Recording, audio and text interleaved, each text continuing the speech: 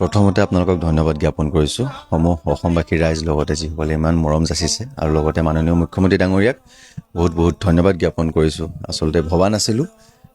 ভাল লাগে যেতিয়া কিবা এটা কৰ্ম আমি কৰি থাকোঁ, বিশেষকৈ ভাওনা সংস্কৃতি, গুৰুজনাৰ সংস্কৃতি, কৃষ্টি, ভগৱানৰে কৰ্ম, সেয়া ভাৱ ভক্তিৰ মাজে আমি কৰি আছিলোঁ অতদিনে আৰু ভবা নাছিলোঁ এনেধৰণে যিটো এতিয়া ভাইৰেল হৈ পৰিছে। আৰু বিশেষকৈ মুখ্যমন্ত্ৰী ডাঙৰীয়াই যেতিয়া প্ৰতিক্ৰিয়া আগবঢ়ালে, তেওঁৰ যি মৰম, তেওঁৰ উৎসাহজনক বাণীত সঁচাকৈ আমি আপ্লুত হৈছোঁ। আৰু ইয়াৰ প্ৰাপ্তি কেৱল মই ভাবোঁ যে মোৰ প্ৰাপ্তি নহয়, আমি সমস্ত ভাৱৰীয়া ভাওনা সংস্কৃতিভাৱে এটি ভাল লগা কথা। কাৰণ আমাৰ অসমৰ বাহিৰৰ ৰাজ্যই নহয়, অৰ্থাৎ ভাৰততে নহয়, আজি বিভিন্ন বিদেশৰ পৰাও যথেষ্ট মেছেজ আহিছে, কেনেডা, কেলিফৰ্ণিয়াৰ পৰা আদি কৰি, লণ্ডনৰ পৰা আদি কৰি, তাতো আমাৰ যিসকল অসমীয়া লোক আছে, গতিকে সকলোকে যিসকলে চাই আছে সকলোকে মই আন্তৰিক ধন্যবাদ পুনৰবাৰ এই চেনেলৰ জৰিয়তে জ্ঞাপন কৰিছোঁ।